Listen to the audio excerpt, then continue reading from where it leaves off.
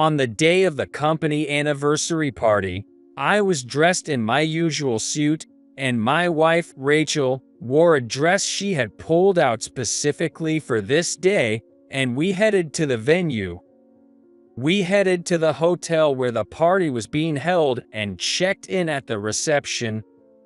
Rachel was excited about the flowers and beautiful decorations in the venue.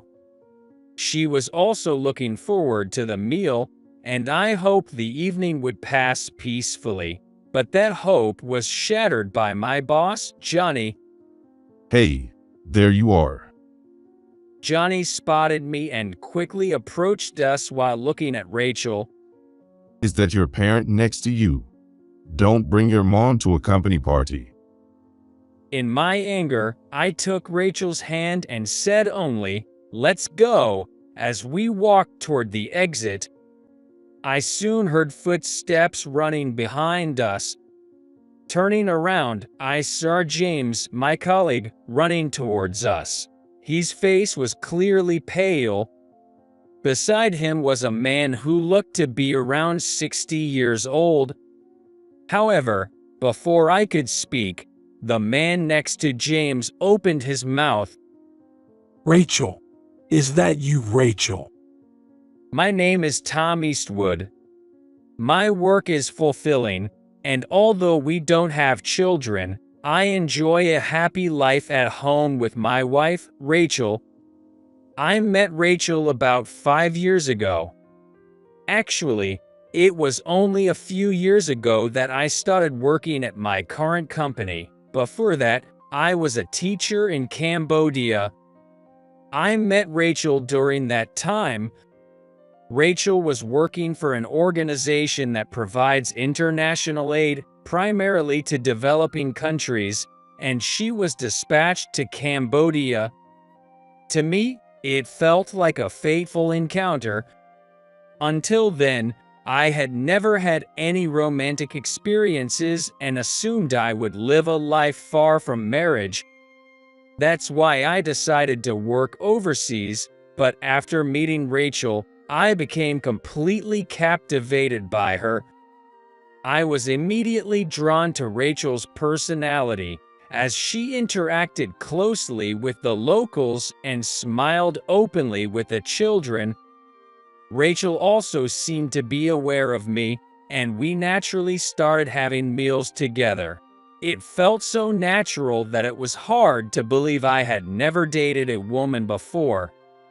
At first, Rachel seemed concerned that she was more than 10 years older than me, but I didn't care about the age difference at all.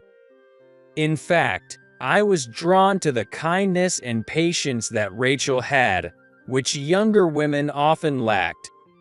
When I told her this, she would smile at me happily.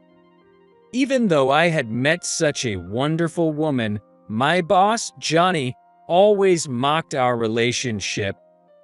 He often made fun of the fact that my wife was more than 10 years older than me, using it as an opening to insult Rachel and get laughs.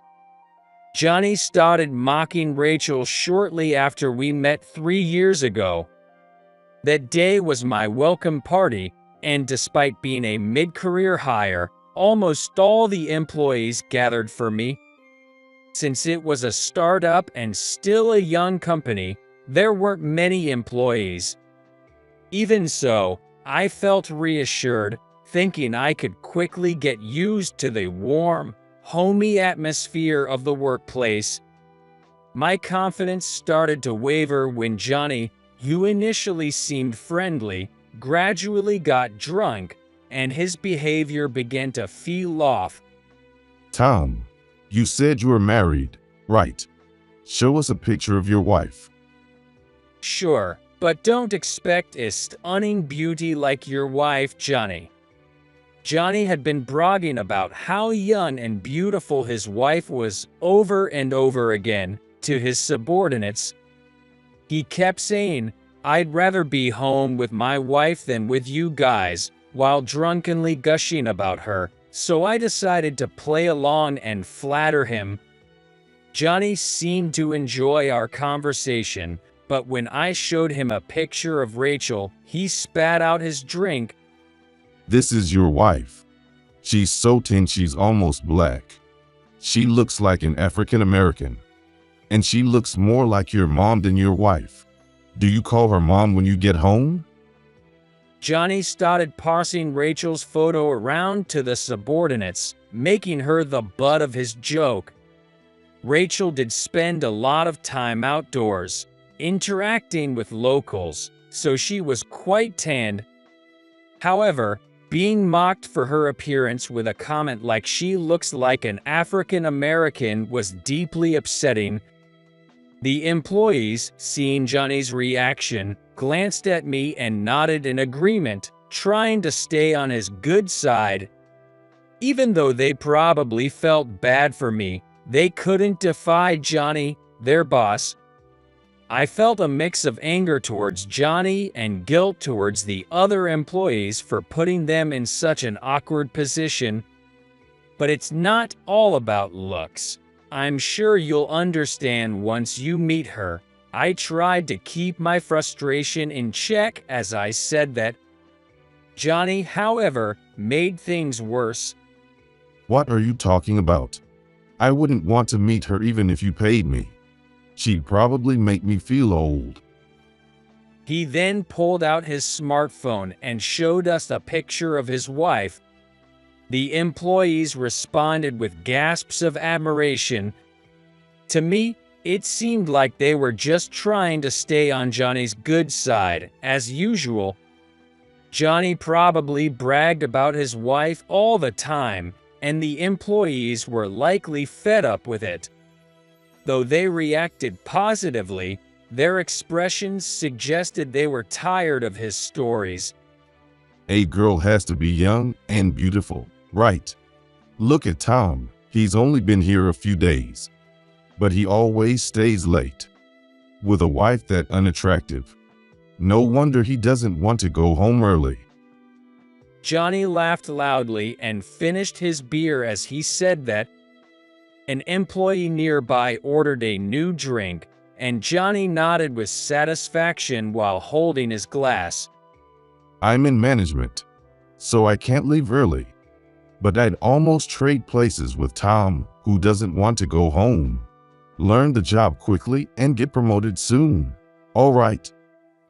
Johnny slurred, emptied his glass, and headed to the restroom. The sympathetic looks from the employees were painfully obvious. From that day on, every time Johnny saw me, he would start by mocking Rachel. Morning. You're in early again. Well, if you don't want to be at home, it's understandable. Just don't rack up too much overtime, okay? He'd laugh heartily and head to his desk. Even though I enjoyed my work, every time Johnny opened his mouth, my mood would plummet. That day, while I was organizing my things, Johnny called me over. From now on, when you get in, make me coffee. He ordered me and assigned me a task unrelated to my work. I thought this was too much and was about to protest. But then I remembered the younger employees making coffee for Johnny every morning. They probably weren't doing it voluntarily but were ordered to, just like now. If I refused, Johnny would be upset and likely ask one of the younger employees again, which I didn't want to happen. I sighed softly and replied in a small voice, "Okay." I headed to the kitchen, made the coffee, and brought it to Johnny. On the way, I thought I should have asked the employee who usually made Johnny's coffee whether he took sugar or milk, but decided to just bring it as is and remember to ask next time. Here you go. I hope black is okay. I should have asked your preference before making it. Sorry for not checking. When I handed him the coffee and said that, Johnny stared at the coffee in the cup for a while. I was momentarily worried that he didn't like something, but I was relieved when Johnny smiled. However, what he said next was unbelievable. This coffee is the same color as your wife. Thinking about that makes me not want to drink it. Sorry, but can you throw it away for me? With that, Johnny handed me the cup. What on earth was he saying? I forced a smile, thinking it was a joke, but Johnny pushed the cup towards me, clearly expecting me to take it. Realizing he was serious, I couldn't hold back any longer and spoke up. Isn't that extremely rude? And anyway, you should get your own drink. Please don't give me any more non-work related orders. As I showed my anger, Johnny tried to calm me down with a smirk. Don't get so worked up. I didn't mean it as an order. You just did me a favor, right? Well, I guess I won't be drinking any coffee you make from now on, so I'll just ask someone else. I felt I might lose my temper and shout if I stayed near him any longer. To keep my composure, I returned to my seat without saying another word. However, Johnny's relentless insults didn't stop. No matter how much I tried to distance myself from him, he kept approaching me and saying things to provoke me. Tom, don't you have any kids? Well, you got married late, and you married someone as old as your mom. I guess kids are out of the question. In this day and age, anyone with common sense would find such a statement unacceptable. It seemed like Johnny either lacked that sense or was deliberately trying to hurt me. I tried to ignore it, but his words still stung. Rachel and I both love children, but as Johnny pointed out, we are indeed too old to be having kids, and I can't risk Rachel's health. Although we haven't had a serious discussion about it, we both know deep down that having children might not be possible for us. That's why Johnny's words hurt me so much, and it made me sad to hear them. I could feel the sympathetic looks from the nearby employees. Whether it was because of Johnny's rude behavior or seeing how deeply shocked I was, I couldn't tell. I just knew that despite being passionate about my work, I was starting to feel increasingly uncomfortable. The harassment from Johnny continued, but I stayed with the company. Sure, he often bothered me before and after work hours or during breaks, but once work started, I could immerse myself in my tasks. I was satisfied with that time, and I probably developed the skill to tune out anything unrelated to my work that Johnny said. Lately, I found myself getting less irritated by Johnny. One day, Johnny asked me about the upcoming company anniversary party. Tom, can your wife make it to the company's anniversary party this weekend? For the 10th anniversary of the company's founding, we were allowed to invite spouses and children. Although it's now easier to start a startup company, many companies still fail and go bankrupt. It's impressive that this company has lasted 10 years and looks set to continue growing steadily. I enjoy the work itself and hope this lifestyle continues, but bringing Rachel is a different story. Thinking back on my interactions with Johnny, I'm sure Rachel would only get hurt. Johnny asking if my wife could come was probably just curiosity. He might say something hurtful even in front of her. It's a great opportunity to invite family, but I think I'll let my wife relax at home. Johnny looked surprised. Come on, don't be so boring. Let her come and say hello at least. It was clear Johnny intended to interact with Rachel in some way. I was determined not to bring her to the party, but his next words made me waver. Or are you saying you can't show her to us? You keep saying you love your wife, but deep down, you feel ashamed of her, don't you? Hearing Johnny say that, I couldn't help but get defensive. That's not true. Fine, I'll talk to my wife about it. So, I ended up talking to Rachel about the company anniversary party. When I got home, I asked her right away, "You know the company anniversary party this weekend? Well, we're allowed to bring family. I was thinking of just going by myself, but what do you think?" Rachel's face lit up when she heard this. Oh, really? I'd love to meet the people you work with and see what your workplace is like. Let's go together. Seeing Rachel's carefree smile, I felt a moment of excitement about the upcoming party. However, Johnny's smug grin quickly flashed through my mind. Hoping nothing would happen to hurt Rachel, I prepared for the weekend. On the day of the party, I dressed in my usual suit, and Rachel wore a dress she had pulled out for the occasion. We headed to the hotel where the party was being held and checked in at the reception. Rachel was delighted by the flowers and beautiful decorations in the venue. She was also looking forward to the meal, and I hoped the evening would pass peacefully. But that hope was shattered by Johnny. Hey, Tom. There you are.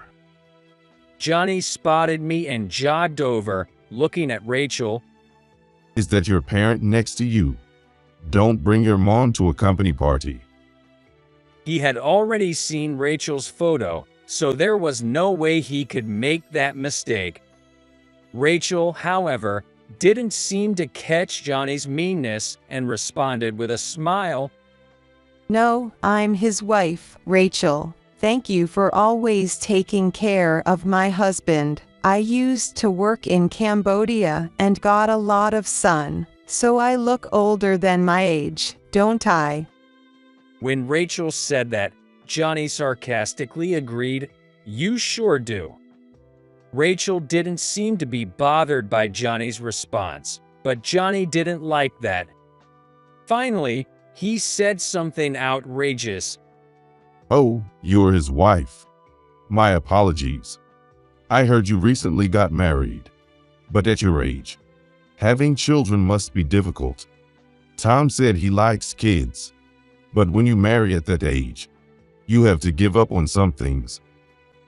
Rachel was visibly hurt, and after forcing a smile, she looked down. I couldn't stand to watch any longer, so I looked at the seating chart to leave the scene. "Well, we'll be going now. Thank you for tonight." Johnny didn't let me leave, though, and continued with his usual relentless insults. By the way, this party is only for spouses and kids. Right. Hope there won't be any misunderstandings. Johnny was implying that Rachel and I looked like mother and son. I lost my temper and raised my voice at him. "This is my wife. How many times do I have to tell you?" The room went silent, and I could feel all eyes on us. Rachel, humiliated and hurt, kept her head down. Johnny, initially shocked by my outburst, didn't like being yelled at by a subordinate. He said to me in a low voice, Who do you think you're talking to? You seem to lack basic social etiquette. Someone like you is a problem here. Go home. Still fuming, I snapped back at Johnny. "I can't stay in a place this unpleasant either. Excuse me." Taking Rachel's hand, I said, "Let's go," and we walked towards the exit. I could feel the eyes of the people in the room on us as we left. As we walked, feeling a mix of anger and embarrassment, I heard hurried footsteps behind us. When I turned around, I saw our colleague James running towards us, his face pale. Beside him was a man who looked around 60 years old. Seeing James's face, I stopped, intending to say something before leaving. Rachel, is that you, Rachel? Rachel, who had been looking down, slowly lifted her head at the sound of her name. Is that you, Mike? The man called Mike had apparently come with James after hearing the commotion. He had been watching from a distance but rushed over when he realized the woman with her head down was Rachel. Rachel, who is this man? This man is. James started to explain, but Johnny cut him off. With a condescending look, Johnny began to speak as if to enlighten us ignorant folks. This is Mike Smith. He's one of our major clients. And without him, our company wouldn't survive. Mike, I deeply apologize for the rudeness of my subordinate. I had no idea he was such an important figure. I instinctively straightened up, but I still didn't know how Mike was connected to Rachel. I looked at Rachel, and she uttered shocking words. It's been a long time, brother. Both Johnny and I were stunned at the word brother. James seemed to have already known, as he mentioned earlier, that Rachel resembled his sister. That's probably why, after overhearing our conversation and seeing us leave, he ran after us, pale-faced. But Johnny looked even paler than James, and for good reason. However, since we hadn't had a wedding ceremony, our families had never gathered together, and I had never heard that Rachel had a brother. Besides, it seemed that Mike was much older than Rachel. When I looked at Rachel for an explanation, she began to speak about her past. I had met Rachel's parents directly, but it turned out that her mother was actually her father's second wife. Rachel's father had lost his first wife to illness, and they had a son who was already in elementary school at that time. That son was Mike. So, Mike and Rachel were half-siblings. Rachel and I have a big age gap, but she's my dear sister. Hearing such awful things said about her makes my heart ache. Johnny visibly shrank under Mike's intense gaze. I was just trying to communicate. You know, Tom, we talk like this all the time, right? Johnny looked at me, desperately seeking support, but there was no way I would agree with him. Of course, in this case, he had deeply hurt Rachel. Such behavior is never acceptable. It's true. I've heard those kinds of comments from Johnny regularly. Every time, I've felt uncomfortable, but I've managed to endure it. If you ask other employees, they'll tell you the same thing. Johnny's behavior is beyond unacceptable. Hey, what's with the sudden turn? Guys make dumb jokes like that all the time. Johnny tried to justify himself, but Mike cut him off. Do you not know how to communicate properly? How can I trust a company where someone like you is in management? This also relates to compliance issues. Hearing this, James started sweating. Johnny, even more flustered, desperately tried to defend himself. I deeply apologize for causing any discomfort. I assure you, there are no issues with our company's culture. You can trust us. I have no intention of listening to someone who casually makes such comments. Mike turned his attention to James as he said that sharply. Let me be clear. Your employee just made problematic remarks right in front of me. How you handle this situation will determine whether I can trust your company or not, James. It was clear that Mike was demanding severe punishment for Johnny. Indeed, any company that sweeps such incidents under the rug is bound to decline eventually. Although I hadn't reported Johnny's behavior myself, I hoped James would take decisive action. Just as James was hesitating, a cheerful voice interrupted. "What's going on here?" A stylish woman walked up to Johnny and linked arms with him. As soon as I saw her face, I knew who she was. She was Johnny's wife, May.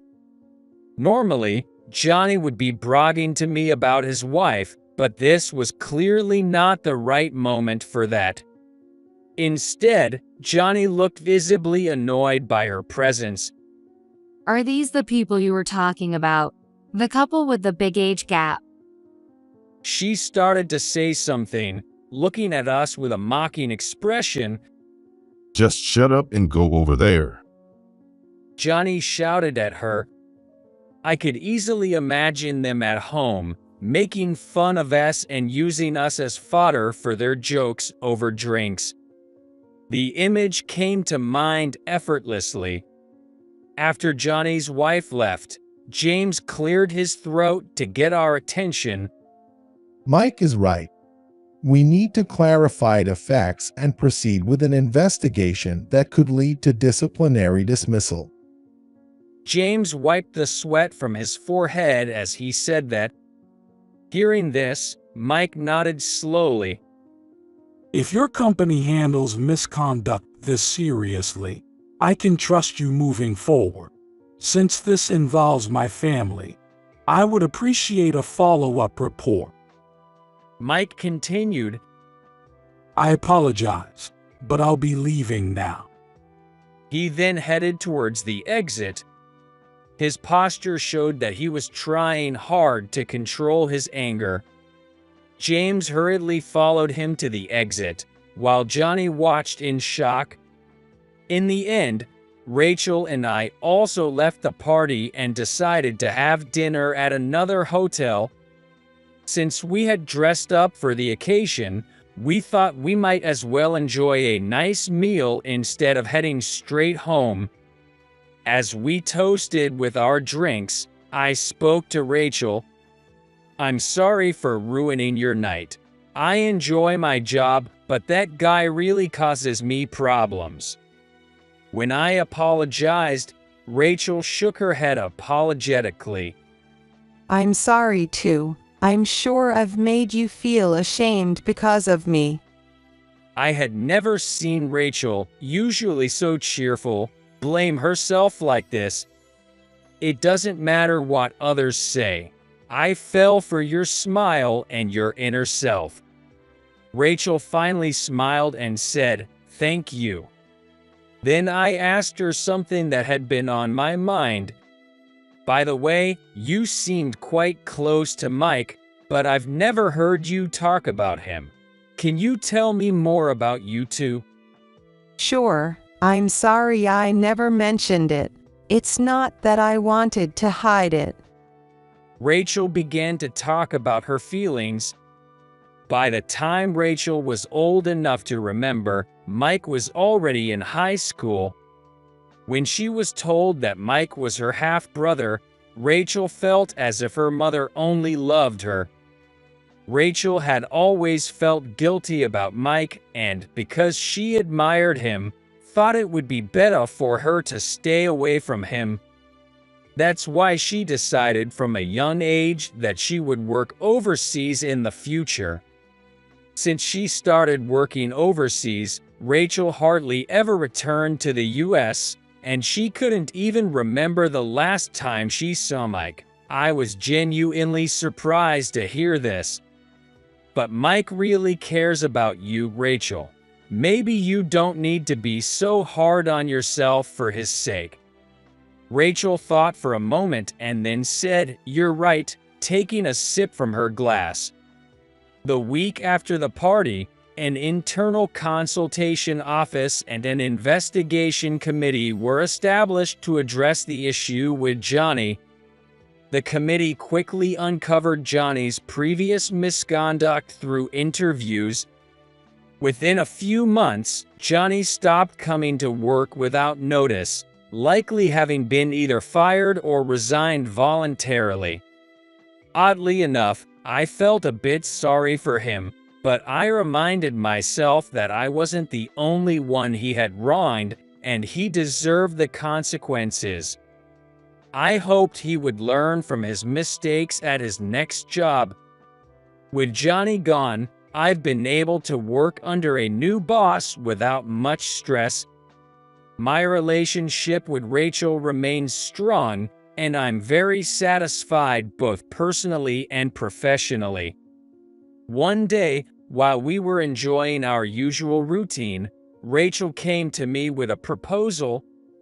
We've had dinner with my parents, but would you like to have dinner with my brother, Mike? I readily agreed to Rachel's suggestion. I had been curious about how their relationship had developed, but I hadn't asked.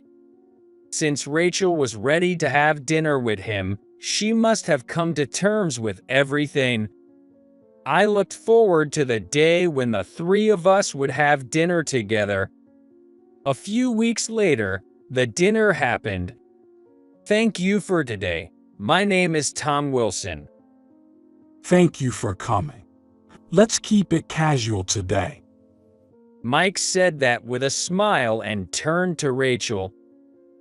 I was surprised when I heard you suddenly went overseas for work and lost contact. Why do you always run away? Rachel, prompted by Mike's question, shared the feelings she had once confided in me. How it felt to suddenly have a brother. How she felt like all her mother's love was directed only at her, making her feel guilty. How she decided to leave because she remembered Mike being unhappy at home. Mike listened intently and finally smiled. Maybe it was just adolescent awkwardness. Sure, there were times I didn't handle things maturely, but I was happy to have a sister. That feeling has never changed. Plus, Mom showed me love even though I wasn't her biological son.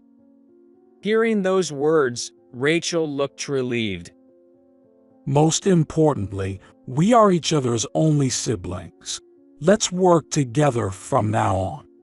And Tom, as my relative, I'm counting on you too. We raised our glasses again, confirming our bond, and toasted once more.